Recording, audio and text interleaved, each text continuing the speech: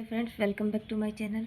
हम पढ़ रहे थे एनजीटी यानी राष्ट्रीय हरित अधिकरण। तो अब आगे करते हैं नेक्स्ट वीडियो में। पिछले वीडियो में हमने इसकी शक्तियाँ, गठन, क्षेत्राधिकार, योग्यताएं, नियुक्ति, ये सारी चीज़ें पढ़ ली थी।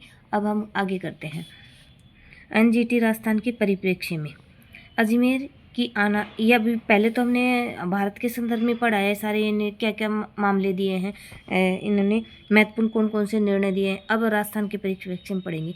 अजमेर के आना सागर झील में कचरा गिरने और उद्योगों से निकलने वाले प्रदूषित पानी के उचित प्रबंधन पर एनजीटी ने कार्रवाई की और एनजीटी ने राज्य सरकार पर ठोस और तरल अपशिष्ट प्रबंधन के नियमों का पालन न करने पर 746.88 करोड़ रुपए का जुर्माना लगाया, जिस पर सुप्रीम कोर्ट ने रोक लगा दी। 17 सितंबर 2004, पूर्व में 16 सितंबर 2022 को 3000 करोड़ रुपए का जुर्माना लगाया था। एनजीटी ने जयपुर, अलवर, पाली और भीलवाड़ा जिलों में सीमेंट और अन्य फैक्ट्रियों से निकलने वाले प्रदूषित पानी से नदियों में होने वाले प्रदूषण के संबंध में कार्रवाई की। सीवरेज का दूषित पानी हरियाणा में छोड़ने पर रीको पर 2021 में कार्रवाई की गई थी। तो अभी ऐसे ही पूछे जा सकते हैं कि राजस्थान में एनजीटी ने कहाँ कहाँ हस्तक्षेप किया था, मामले दे सकता है। तो हमें ये ध्यान रखना होगा कि कहाँ कहाँ। एक तो देखो, अजमेर में आना सागर झील से संबंधित है। दूसरा, इस पे लगाया गया था राज्य ठोस और अपशिष्ट पदार्थ के नियमों का पालन न करने पर राज्य सरकार पर लगाया था। और एनजीटी ने जयपुर, अलवर, पाली, भीलवाड़ा जिलों सीमेंट के और अन्य फैक्ट्रियों से निकलने वाले प्रदूषित पानी की नदियों से होने वाले प्रदूषण के संबंध में कार्रवाई की थी।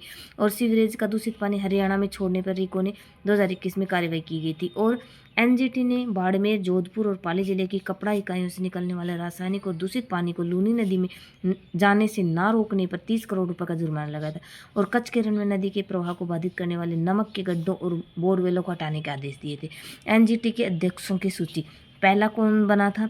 लोकेश्वर सिंह पाटा, ये 8/10/2010 से 31/10/2011 तक।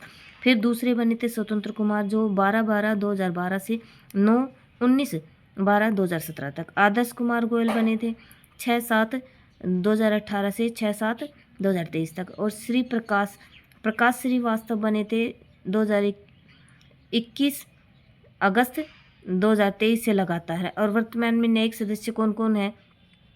न्यायिक सदस्य तो हैं SK सिंह, अरुण कुमार त्यागी और दिनेश कुमार और पुष्पा सत्यनारायण। और विशेषज्ञ सदस्य कौन कौन से हैं? विजय कुलकर्णी, डॉक्टर सेंथिल वेल और अफरोज अहमद।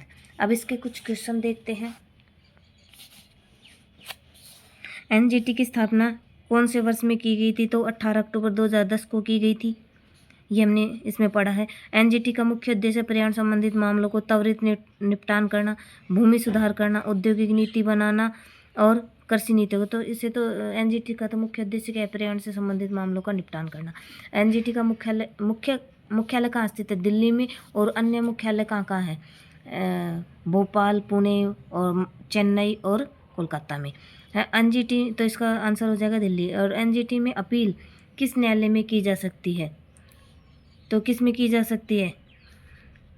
सर्वोच्च न्यायालय में की जा सकती है, वो भी 90 दिनों के अंदर। एनजीटी के अध्यक्ष की नियुक्ति कौन करता है? हमने पढ़ा था कि केंद्र सरकार करती है और वो भी सर्वोच्च न्यायालय के मुख्य न्यायाधीश की सिफारिश पर करती है। एनजीटी के आदेश को उच्चतम न्यायालय में चुनौती कितने दिनों के अंदर कर दी जा सकती है? तो हमने पढ़ा था कि 90 दिनों के अंदर दी जा सकती है। एनजीटी के अध्यक्ष का कार्यकाल सामान्यतः कितने वर्ष का होता है? 5 वर्ष हो या 70 वर्ष, इनमें से जो भी पहले होगा वह ही इसका कार्यकाल होगा।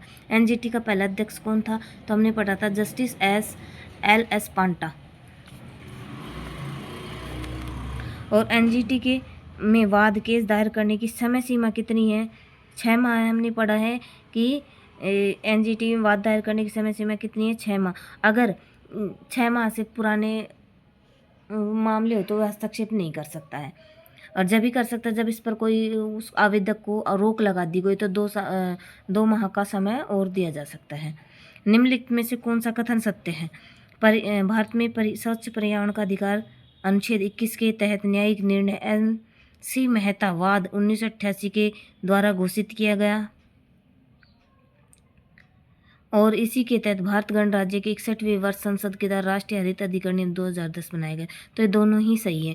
और निम्नलिखित में से कौन सा कथन असत्य पूछा है? धारा 2(1) या क में दुर्घटना को परिभाषित किया गया है। और धारा 2 एक ग में पर्यावरण को परिभाषित किया गया है। इसमें 10 से कम नहीं किंतु अधिकतम, कम से कम तो 10 हो सकते हैं और किंतु अधिकतम 20 पूर्णकालिक न्यायिक विषय। ये तो बात सही है ना। 10 से कम नहीं। और न्यायिक और विशेषज्ञ सदस्य अपनी पदावधि के दौरान अन्य पद धारण करने के लिए अहर्त हैं। तो असत्य पूछा है तो ये अहर्त नहीं है, पुनर्निर्वाचित नहीं हो सकते, ये तो हमने पढ़ा है। और ये सही है। और ग में पर्यावरण को परिभाषित किया गया है और दुर्घटना को परिभाषित किया गया धारा 2 में क और ग में। केंद्र सरकार के द्वारा भारत के मुख्य न्यायाधीश के परामर्श से अधिकरण के सदस्यों को निम्न में से किस आधार पर हटा सकती है। तो केंद्र सरकार भारत के मुख्य न्यायाधीश के परामर्श से अधिकरण के सदस्यों को किस आधार पर हटा सकती है। एक तो दिवालियापन हो, नैतिक अधमता हो और शारीरिक मानसिक असमर्थता और पदीय दुरुपयोग होने पर। तो ये चारों ही बातें सही हैं, तो इसका आंसर द हो जाएगा। तो इस वीडियो में इतना ही। अगर आपको वीडियो पसंद आता है लाइक शेयर सब्सक्राइब जरूर करें, कमेंट करना बिल्कुल भी ना भूलें और वीडियो देखने के लिए आपका बहुत बहुत धन्यवाद।